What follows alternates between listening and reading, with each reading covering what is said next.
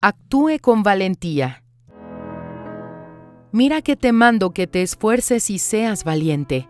No temas ni desmayes, porque el Señor tu Dios estará contigo en donde quiera que vayas. Josué capítulo 1, versículo 9. Dios no cumple las promesas en nuestra vida de acuerdo con nuestros méritos, sino de acuerdo con nuestra fe. La fe ejercitada, la fe asumida. Usted tiene una fe grande en Dios, ha atravesado desiertos y ha mantenido su fe. Ha sido lanzado a la cueva de los leones y ha mantenido su fe.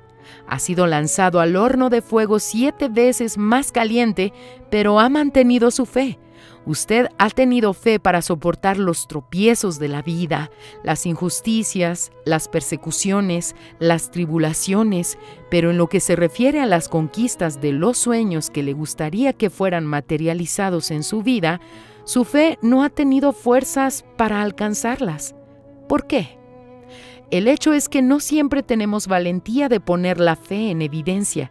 Necesitamos tener valentía para ejecutar la voluntad de Dios. Necesitamos tener valentía para realizar lo que Dios no va a hacer por nosotros, pues somos nosotros mismos los que tenemos que hacerlo. Dios no entregó la tierra prometida con facilidades. Él le dijo a Josué que estaría con él. Dijo que Josué haría entrar al pueblo a la tierra prometida. Sin embargo, Josué necesitaba tener valentía y luchar por lo que Dios había prometido. Él da la promesa, pero tomar posesión de esa promesa exige actitud. Es así como funciona la fe. Cuando Él nos da la fe, espera que nosotros tomemos actitudes de valentía para que esa fe sea materializada.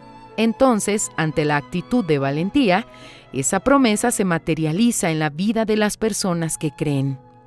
Tome actitudes de valentía para que la fe sea materializada.